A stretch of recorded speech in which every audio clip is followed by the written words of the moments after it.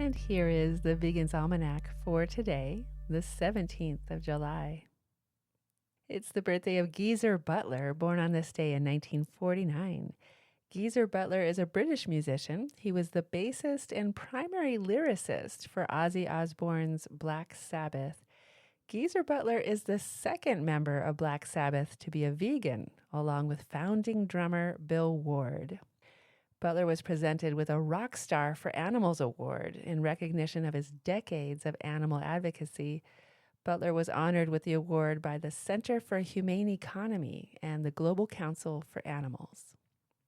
In a 2023 interview, Butler explained that he went vegan at 8 years old. I used to eat meat when I was a little kid, but I didn't know where it came from.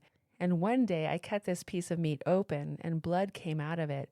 And I asked me mother, where did this come from? And she said, from animals. And that was it. She understood where I was coming from, so she always gave me vegetables, he said of his mother. In 2009, Butler shot a pro-vegan advert with PETA. Butler has said that he likes to invite friends for dinners featuring meat alternatives and wait for them to compliment the food before revealing they have eaten an entirely vegan meal.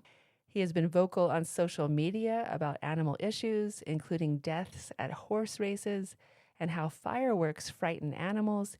He has campaigned against puppy mills. Geezer is also a big fan of cats and has campaigned against declawing.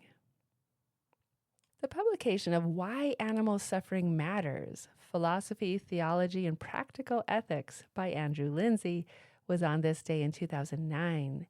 Since animals, the argument goes, lack reason or souls or language, harming them is not an offense.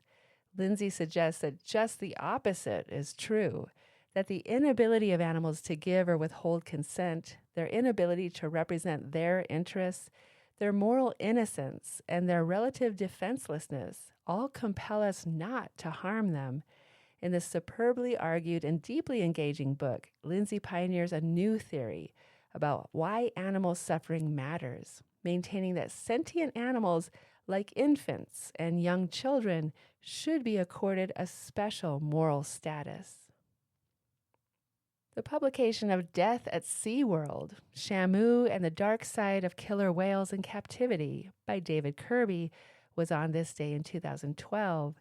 Death at SeaWorld introduces real people taking part in this debate, from former trainers turned animal rights activists to the men and women who champion SeaWorld and the captivity of whales.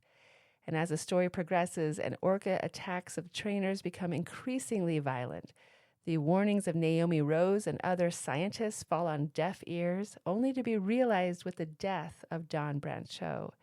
Finally, he covers the media backlash, the eyewitnesses who come forward to challenge SeaWorld's glossy image, and the groundbreaking OSHA case that challenges the very idea of keeping killer whales in captivity and may spell the end of having trainers in the water with the ocean's top predators.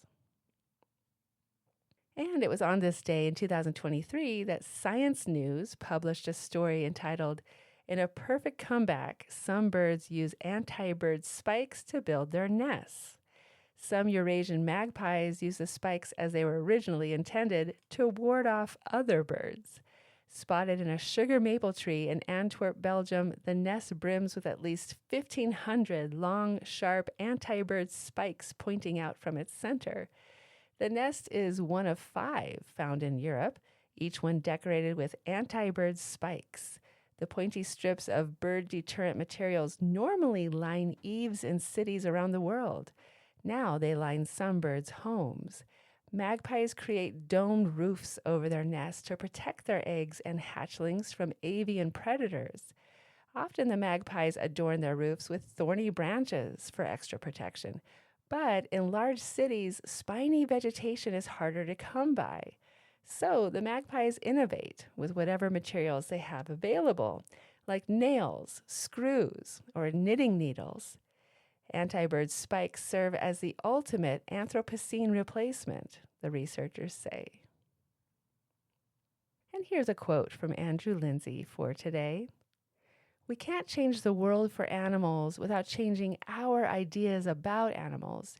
We have to move from the idea that animals are things, tools, machines, commodities, resources here for our use, to the idea that as sentient beings, they have their own inherent value and dignity. Words from Dr. Andrew Linzey. This has been the Vegan's Almanac with a reminder that every day is the right day to love animals.